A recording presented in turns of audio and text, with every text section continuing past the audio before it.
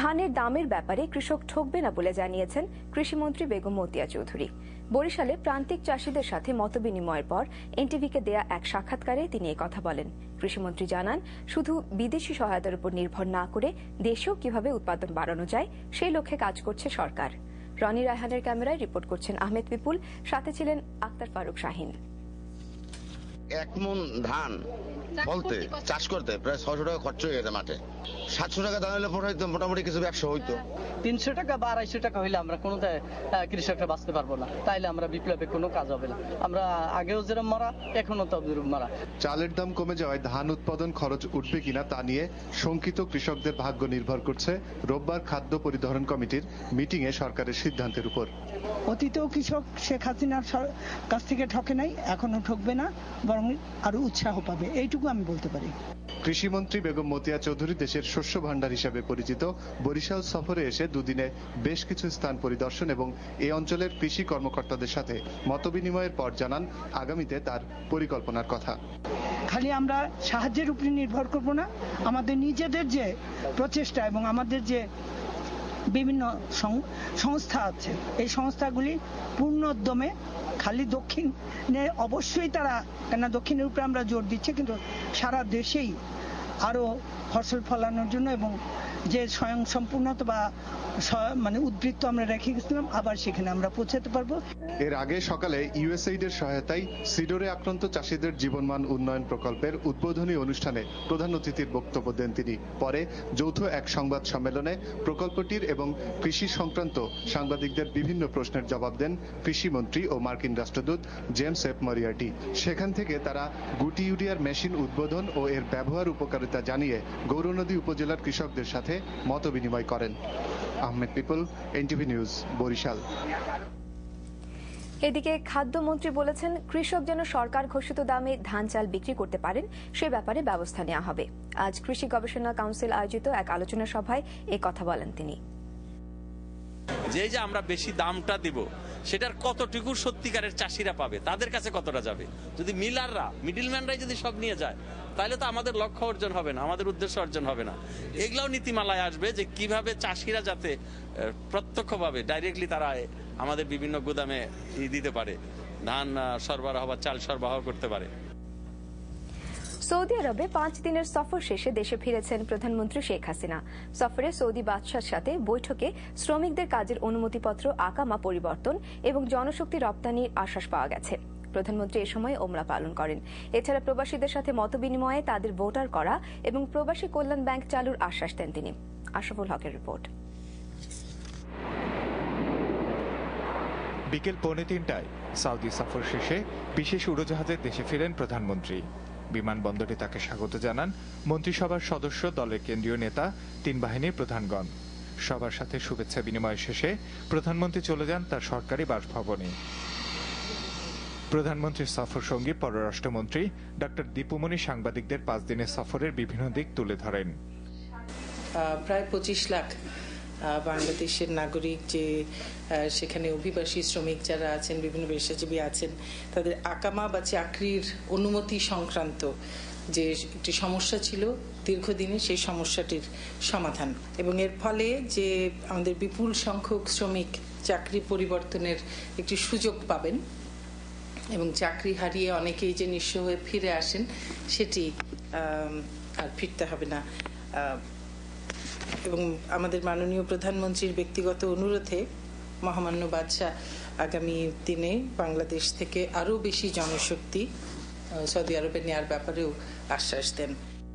সফরে প্রধানমন্ত্রী সৌদি বাদশার সাথে বৈঠক ছাড়াও প্রথম দিনে ওমরা পালন করেন, শুক্রবার যান মদিনায়। এছাড়া প্রবাসীদের সাথে বেশ কয়েকটি মতবিনিময় সভায় যোগ দেন প্রধানমন্ত্রী। বিভিন্ন উন্নয়ন খাতে বিনিয়োগের মাধ্যমে তারা যে অর্থ প্রেরণ করেন, সেগুলোর সর্বোত্তম ব্যবহার নিশ্চিত করতে সরকারের পক্ষ থেকে প্রয়োজনীয় সকল সুবিধা প্রদানের ব্যাপারে তিনি তাদেরকে নিশ্চয়তা প্রদান করেন এবং প্রবাসী ব্যাংক গঠনের কথাও তিনি আবার তাদের কাছে জানান। প্রবাসীদের ভোটার তালিকায় শুধু অন্তর্ভুক্ত করা নয়, তারা যেন বিদেশে থেকেও ভোট দিতে পারেন সে ব্যাপারেও ব্যবস্থা করার ব্যাপারে মাননীয় প্রধানমন্ত্রী তাদেরকে আশ্বাস দেন। দেশে ফেরার আগে সকালে জেদ্দায় প্রধানমন্ত্রীর সাথে দেখা করেন ইসলামী উন্নয়ন ব্যাংকের সভাপতি আহমেদ আলী আল মাদানি। প্রধানমন্ত্রী দেশের বিভিন্ন উন্নয়ন প্রকল্পে আরও সহযোগিতা চাইলে ইসলামিক উন্নয়ন ব্যাংকের সভাপতি সহযোগিতার আশ্বাস দেন। আশরাফুল হক, এনটিভি নিউজ, ঢাকা।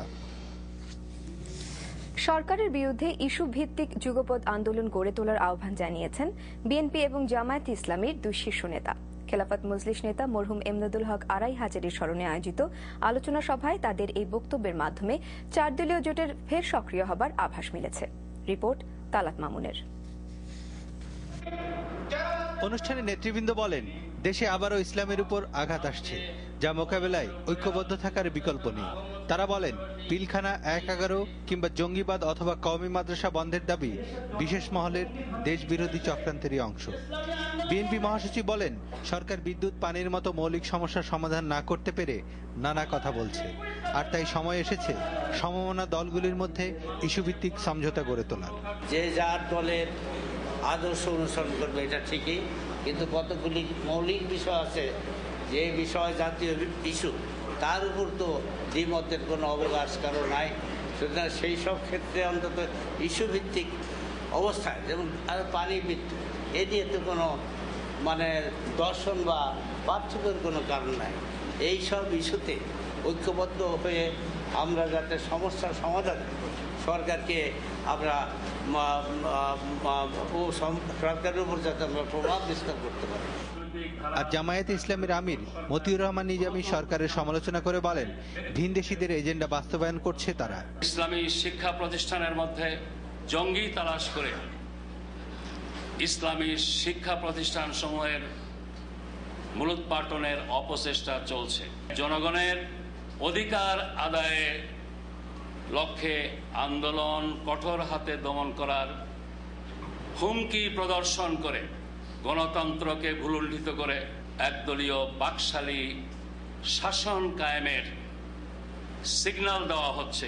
তিনিও জাতীয়তাবাদী আর ইসলামী শক্তির মধ্যে ঐক্য গড়ে তোলার আহ্বান জানান। Talat Mamun, NTV news, Dhaka. নতুন আইনে উপজেলা চেয়ারম্যান এবং সাংসদদের মধ্যে দ্বন্দ্ব দেখা দিলে সরকার প্রয়োজনে তা সংস্কার করবে। স্থানীয় সরকার মন্ত্রী ও আওয়ামী লীগ মুখপাত্র সৈয়দ আশরাফুল ইসলাম মানিকগঞ্জ সফরে গিয়ে এনটিভিকে আজ এই কথা বলেন। যুদ্ধাপরাধীরা প্রধানমন্ত্রী শেখ হাসিনাকে হত্যার মাধ্যমে বঙ্গবন্ধুর রক্ত নিশ্চিহ্ন করতে চায় বলে অভিযোগ করেন তিনি। বদরুদ্দোজা বাবুর রিপোর্ট। সংরক্ষিত নারী আসনের সাংসদ মমতাজ বেগমের এক সংবর্ধনায় যোগ দেওয়ার আগে মানিকগঞ্জে দলীয় নেতাকর্মী ও উপজেলা চেয়ারম্যানদের সাথে জেলার সার্কিট হাউসে বৈঠকে বসেন স্থানীয় সরকার মন্ত্রী। সেখানে তিনি বলেন, নতুন উপজেলা আইনের অধীনে কাজ করতে গিয়ে সাংসদ এবং উপজেলা চেয়ারম্যানদের মাঝে দ্বন্দ্বের কোনো সুযোগ নেই। গুটি কয়েক লোক এ নিয়ে সমস্যা সৃষ্টির চেষ্টা চালাচ্ছে বলেও মন্তব্য করেন তিনি। এটা সমন্বয় করতে হবে এবং এই সমন্বয়ের কথা বলছি, এবং উপজেলা চেয়ারম্যানরা অচিরেই কাজ শুরু করবেন, দেখবেন তারা একত্রে সেই কাজগুলি করছে। এখানে কোনো সংঘাতের কোনো সম্ভাবনা নেই। একটা নতুন আইন হইলে পরে সরকার এটা পর্যবেক্ষণ করে, আমরা পর্যবেক্ষণ করব যে এটার মধ্যে কোনো অসুবিধা হচ্ছে কিনা, সেই অসুবিধাগুলি আমরা দূর করার চেষ্টা করব। এরপরেও যদি দূর না হয় তাহলে আমরা আবার সংসদে যাব ফিরে। জঙ্গিবাদ প্রসঙ্গে সৈয়দ আশরাফ অভিযোগ করেন, অতীতেও শেখ হাসিনাকে হত্যার চেষ্টা করা হয়েছে, এখনো হচ্ছে। এ বিষয়ে সবাইকে সতর্ক থাকতে বলেন তিনি। তাকে তো আমরা গ্রেনেড মেরে হত্যা করার চেষ্টা করা হয়েছে, তাতে বোমা মেরে হত্যা করার চেষ্টা হয়েছে, সিমিলার চেষ্টা জেলখানার ভিতরে হয়েছিল। সুতরাং এই দেশের তো যারা যুদ্ধাপরাধী, যারা বাংলাদেশের স্বাধীনতায় বিশ্বাস করে না, যারা বঙ্গবন্ধুকে হত্যা করেছে, সেই গোষ্ঠী তো চায় যে বঙ্গবন্ধুর রক্ত এই বাংলাদেশে আর না থাকুক। বঙ্গবন্ধুর রক্তকে চিরস্থায়ীভাবে ধ্বংস করার জন্য তারা তো পরিকল্পনা চালাচ্ছে। তার সম্পর্কে দলের সাধারণ সম্পাদক আব্দুল জলিলের সাম্প্রতিক মন্তব্যের বিষয়ে তার প্রতিক্রিয়া জানতে চাওয়া হলে তিনি তা এড়িয়ে যান। কিছু আপনার এখতিয়ার নিয়েও প্রশ্ন তুলেছেন, এটা একটু না, সেই বিষয়ে ভাই মানিকগঞ্জ ঢাকায় গিয়ে জিজ্ঞেস করবেন। বদরুদ্দোজা বাবু, এনটিভি নিউজ, মানিকগঞ্জ। চাঁদাবাজি ও ডাকাতির হাত থেকে সড়ক মহাসড়কের যানবাহনগুলোকে রক্ষায় গঠিত হাইওয়ে পুলিশই এবার তৎপর হয়ে উঠেছে চাঁদাবাজিতে। গাড়ির কাগজপত্র যাচাই নামে ঘণ্টার পর ঘণ্টা আটক করে রেখে উত্তরাঞ্চল মহাসড়কের বিভিন্ন স্পটে আদায় করা হচ্ছে চাঁদা। থেমে নেই অন্যান্যদের তৎপরতাও। এমনই কিছু চিত্র ধরা পড়েছে এনটিভির স্থানীয় প্রতিনিধিদের ক্যামেরায়। ঠাকুরগাঁও প্রতিনিধি মোহাম্মদ লুৎফুর রহমান মিঠু এবং রংপুর প্রতিনিধি লিটু আনামের পাঠানো তথ্য ছবি নিয়ে ডেস্ক রিপোর্টে দেখুন বিস্তারিত। ঢাকা ঠাকুরগাঁও মহাসড়কের এই এলাকাটি অন্যান্য স্থানের চেয়ে অপেক্ষাকৃত নীরব, শুনশান।